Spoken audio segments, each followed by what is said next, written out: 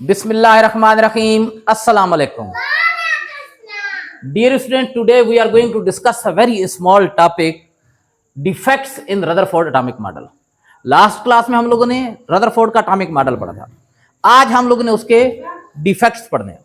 बच्चों, आज तबीयत नासाज है, थोड़ी सी तबीयत खराब है। आप लोगों से एक रिक्वेस्ट तो ये है कि आप लोगों ने मेरे लिए दुआ करनी है सेहतयाबी के लिए, और दूसरा, अगर वीडियो में कोई थोड़ी सी ऊंच नीच हो जाती है तो उसको भी इग्नोर करना है। मैं चाहता हूं कि ये रदरफोर्ड के एटॉमिक मॉडल के डिफेक्ट्स या ड्रॉबैक्स या डिसएडवांटेज या डीमेरिट्स पढ़ने से पहले मैं थोड़ा सा ब्रीफ कर दूं आप लोग को रदरफोर्ड एटॉमिक मॉडल, ताकि ये टॉपिक समझने में आसानी हो। रदरफोर्ड ने कहा था कि एटम के दो पार्ट्स होते हैं। सेंटर में एक पार्ट होता है, इसे कहते हैं न्यूक्लियस। इसके अंदर प्रोटॉन होते हैं, इसके अंदर न्यूट्रॉन होते हैं। इस पूरे पर जो चार्ज होता है वो पॉजिटिव चार्ज होता है, इस पूरे पर प्रोटॉन की वजह से। न्यूट्रॉन तो न्यूट्रल होता है, उस पर कोई चार्ज नहीं होता। फिर उसने कहा था कि इलेक्ट्रॉन बाहर सर्कुलर ऑर्बिट होते हैं और उन ऑर्बिट में रिवॉल्व कर रहे होते हैं। ये ऑर्बिट है और इसके अंदर ये इलेक्ट्रॉन है। इलेक्ट्रॉन के ऊपर कौन सा चार्ज है? नेगेटिव चार्ज है। ये इलेक्ट्रॉन है, इलेक्ट्रॉन इसमें रिवॉल्व कर रहा है। ये था रदरफोर्ड एटॉमिक मॉडल। अब बेटा साइंटिस्ट ने इस पर कुछ ऑब्जेक्शन किए, कुछ एतराजात उठाए। वो एतराजात क्या थे? बेटा क्लासिकल फिजिक्स है ना, क्लासिकल फिजिक्स जो आप लोग 9th में या 10th में या फर्स्ट ईयर में जो फिजिक्स पढ़ रहे हैं वो क्लासिकल फिजिक्स है। जब आप लोग 12वीं में जाएंगे ना, सेकंड ईयर में जाएंगे, तो आधी फिजिक्स पढ़ने के बाद फिर आप लोग इंशाल्लाह मॉडर्न फिजिक्स भी स्टार्ट करें। तो क्लासिकल फिजिक्स में एक थ्योरी है, वो थ्योरी कहलाती है थ्योरी ऑफ रेडिएशन। वो थ्योरी ये बताती है कि जब भी कोई ऐसा पार्टिकल जिस पर चार्ज हो, यानी चार्ज पार्टिकल, वो मूव करता है तो उससे रेज, उससे लाइट, उससे एनर्जी रिलीज होती है। वो एनर्जी रिलीज करता है। अब बेटा इलेक्ट्रॉन भी चार्ज पार्टिकल है और रिवॉल्व कर रहे हैं। क्या मतलब है? मूव कर रहा है। तो इसको भी कंटिन्यूसली एनर्जी क्या करनी चाहिए? रिलीज करनी चाहिए, according to theory of radiation, according to classical physics. जब भी ये एनर्जी रिलीज करेगा तो मुझे बताओ इसकी एनर्जी बढ़ेगी या कम होगी? आपके पास कोई चीज है, आपके हाथ में 100 रुपए है और आप वो रिलीज कर रहे हैं, देते जा रहे हैं लोगों को, तो क्या होता जा रहा है? आपके पास बढ़ते जा रहे हैं या कम होते जा रहे हैं? अल्टीमेटली कम होते जा रहे हैं। अब इलेक्ट्रॉन चूंकि चार्ज पार्टिकल है और ये मूव करेगा तो इसको क्या करनी चाहिए? एनर्जी रिलीज करनी चाहिए, according to theory of radiation, according to classical physics. और जब इसको एनर्जी रिलीज करनी चाहिए तो इसकी एनर्जी क्या होनी चाहिए? कम होनी चाहिए। अब याद रखें कि न्यूक्लियस के नजदीक एनर्जी कम होती है और जैसे जैसे न्यूक्लियस से दूर जाते जाए एनर्जी ज्यादा होती है। अब यहां पर इलेक्ट्रॉन की एनर्जी ज्यादा है। इलेक्ट्रॉन जैसे यहां पर आएगा, यहां पर, तो मुझे बताएं इसकी एनर्जी क्या हो जाएगी? थोड़ी सी कम। जब कम होगी तो ये यहां नहीं, थोड़ा सा नजदीक आ जाएगा, क्योंकि नजदीक वो इलेक्ट्रॉन रहते हैं जिनकी एनर्जी कम होती है। तो इसका मतलब इस इलेक्ट्रॉन को यहां नहीं, यहां आना चाहिए, इस जगह पर आना चाहिए। अब मुझे बताएं आगे जाएगा तो क्या होगा? और एनर्जी कम होगी तो और ये न्यूक्लियस के क्या होता जाएगा? नजदीक होता जाएगा, और न्यूक्लियस के नजदीक। अब मुझे बताएं जब ये पूरे चक्कर लगा लेगा दोबारा इस जगह पर आएगा? नहीं, अब इसकी एनर्जी अच्छी खासी कम हो चुकी होगी, ये न्यूक्लियस के नजदीक आ चुका होगा, यहाँ आ चुका होगा। अब अगर और ये मूव करेगा तो फिर और नजदीक आता जाएगा, करते करते करते करते इसके ये जो ऑर्बिट है, इसका साइज, इसका रेडियस क्या होता जाएगा? कम होता जाएगा। और फाइनली ये क्या करेगा? न्यूक्लियस के साथ टकरा जाएगा, न्यूक्लियस के ऊपर गिर जाएगा। ऐसा करने से एटम क्या हो जाएगा? कोलैप्स कर जाएगा, एटम तबाह हो जाएगा, एटम खत्म हो जाएगा। लेकिन ऐसा होता नहीं है। साइंटिस्ट ने रदरफोर्ड से ये कहा कि अगर तुम्हारी बात सच है कि इलेक्ट्रॉन मूव कर रहा है सर्कुलर ऑर्बिट में, तो फिर ऐसा होना चाहिए, थोड़ी देर में एटम को तबाह हो जाना चाहिए। लेकिन प्रैक्टिकली ऐसा होता नहीं है। बेटा अगर ऐसा होता तो क्या होता? पूरी दुनिया तबाह हो चुकी होती ना। मैं, आप, सब चीज़ें किस चीज़ से बनी हुई हैं? एटम से बनी हुई हैं। आप घर से कॉलेज आते पढ़ने के लिए, आप बैठते, थोड़ी देर में आपके इलेक्ट्रॉन मूव करते करते न्यूक्लियस से टकराते, एटम आपके कोलैप्स कर जाते। क्या मतलब? बंदा गया, ख़त्म। हाँ, थोड़ी देर बाद किसी और की बारी आ जाती। फिर आप सोच रहे होते कि भाई हम तो बारी बारी जा रहे हैं, ये सर कब जाएंगे, इनके एटम कब कोलैप्स करेंगे। लेकिन ऐसा होता नहीं है। समझ में आ रही है बात? तो रदरफोर्ड से कहा गया कि अगर तुम्हारी बात सच होती तो ऐसा होना चाहिए, लेकिन ऐसा नहीं हो रहा, तो इसका मतलब तुम्हारी बात ठीक नहीं है। ठीक है, ये पहला डिफेक्ट था अकॉर्डिंग टू क्लासिकल फिजिक्स। असल में क्लासिकल फिजिक्स के अंदर भी एक थ्योरी है जिसे क्या कहते हैं? Theory of radiation.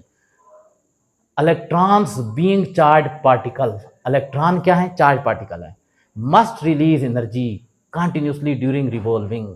जब वो रिवॉल्व कर रहे हैं, क्या मतलब? मूव कर रहे हैं ना। रिवॉल्व क्या मतलब है? मूव कर रहे हैं ना, तो उनको क्या करना चाहिए? Must release energy. उनको क्या करनी चाहिए? एनर्जी रिलीज करनी चाहिए कंटिन्यूसली, लगातार।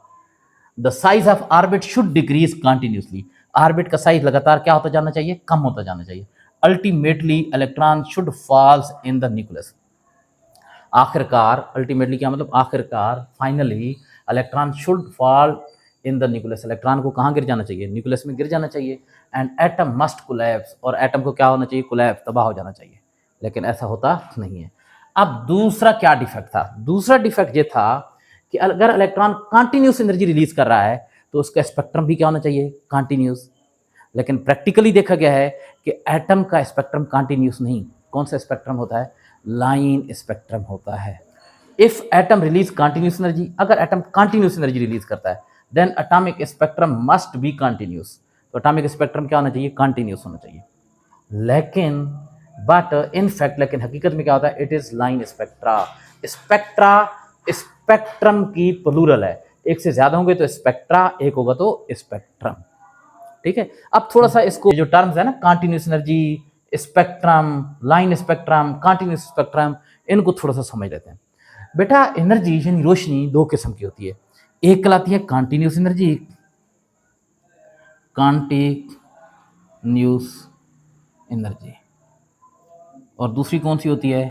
Non continuous energy, non continuous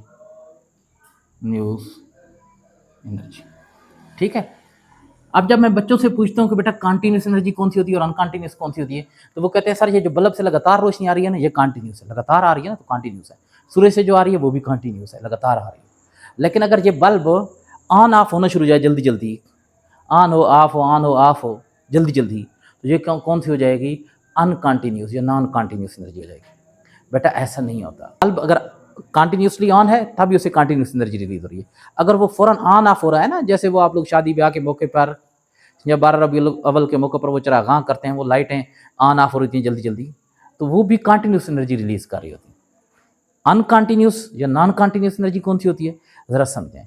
बेटा ये जो एनर्जी होती है ना, इसके अंदर एक वेव नहीं होती, एक रे नहीं होती, बहुत सारी वेव्स होती हैं, और हर वेव की अपनी एक वेव लेंथ होती है।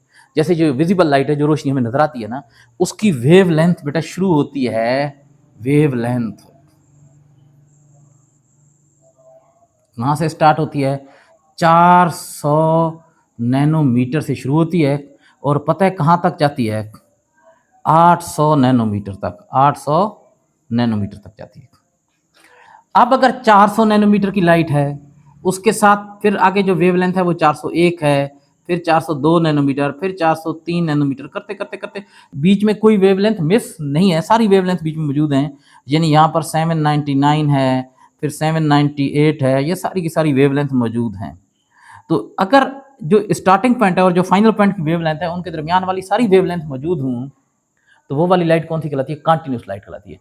अच्छा, अब इस ये ज़रूरी नहीं है कि 400 से 800, हो सकता है 600 से लेकर 650 नैनोमीटर तक की लाइट हो, ये भी कंटिन्यूस हो सकती है। किस वक्त कंटिन्यूस होगी? जब दरमियान की बीच वाली सारी वेवलेंथ मौजूद हो, यानी 601 भी हो, 602 भी मौजूद हो, करते करते करते सारी 649 भी हो और 650 भी हो, सारी वेवलेंथ मौजूद है, तो क्या मतलब? ये कंटिन्यूस लाइट है।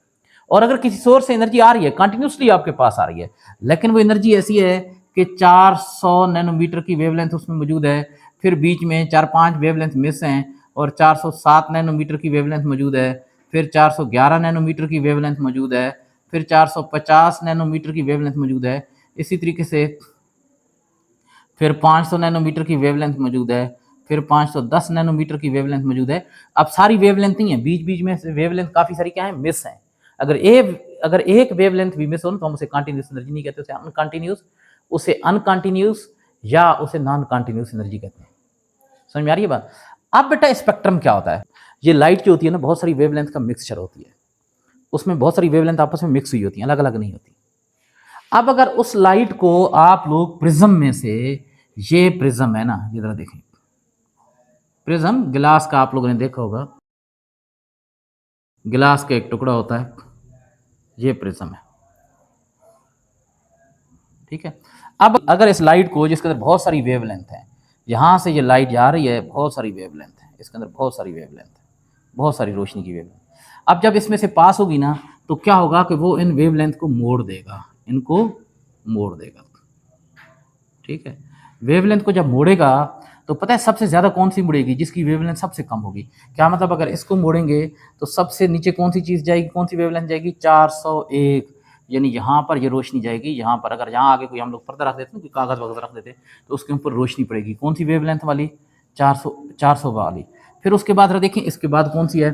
401 है, तो बीच में कोई गैप नहीं आएगा। अगला कलर यहाँ पर बन रहा होगा, यहाँ पर इसके साथ ही अगली लाइट ये बढ़ रही होगी। फिर आगे जरा देखें 401, फिर 402, तो क्या ख्याल है कि बीच में कोई मिसिंग आएगी? कोई मिसिंग नहीं आएगी, सारी वेवलेंथ मौजूद है। और यहाँ पर सबसे कम यानी 800 नैनोमीटर वाली लाइट है कि यहाँ पर दरमियान में कुछ भी मिसिंग नहीं होगा, सारी की सारी यहाँ पर वेवलेंथ मौजूद होंगी। ज़रा सा भी डार्क बैंड यानी ऐसी जगह नहीं होगी जहाँ पर ये लाइट ना हो, कोई वेवलेंथ मौजूद ना हो। तो ये वाला स्पेक्ट्रम कौन सा कहलाता है? कॉन्टिन्यूस स्पेक्ट्रम कहलाता है। ठीक है, अब ये कहा गया कि अगर एटम कॉन्टिन्यूस एनर्जी रिलीज कर रहा है, यानी इस तरह की एनर्जी रिलीज कर रहा है, तो एटम के स्पेक्ट्रम भी क्या होना चाहिए? कॉन्टिन्यूस। अगर मुझे बताएं ये वाली अगर एनर्जी गुजारेंगे प्रिज्म में से, अगर ये वाली लाइट इसमें से पास होती है, ये वाली लाइट, ठीक है, तो क्या होगा? 400 नैनोमीटर वाली लाइट यहाँ आ जाएगी, यहाँ पर ना ये चली जाएगी 400। अब उसके बाद 401, 402, 405, 6 नहीं है, 407 वाली है, तो बीच में एक गैप आ जाएगा, यहाँ पर एक छोटी सी बारीक सी लाइन होगी 407। फिर उसके बाद क्या होगा? 408 भी नहीं है, 409 भी नहीं है, 410 भी नहीं है, यहाँ 411, थोड़ा सा और गैप आ जाएगा। फिर कौन सा है? 450, तो यहाँ आ जाएगा। फिर कौन सा है? 500, तो यहाँ एक लाइन आ जाएगी। फिर 510 है, तो यहाँ एक लाइन आ जाएगी। तो बेटा आप ज़रा देखें ना, ये वाला जो स्पेक्ट्रम बना है ना, ये लाइन स्पेक्ट्रम, इसके अंदर बहुत सारे बीच में डार्क बैंड होंगे। यहाँ बीच में क्या होगा? अंधेरा होगा, जहाँ पर ये लाइन नहीं आ रही ना, ये अंधेरा होगा। तो ये वाला स्पेक्ट्रम कौन सा कहलाता है? Line spectrum. लाइन स्पेक्ट्रम कहलाता है। तो अब बच्चों इतराज़ ये किया गया कि अगर तुम कह रहे हो कि इलेक्ट्रॉन कॉन्टिन्यूसली मूव कर रहे हैं,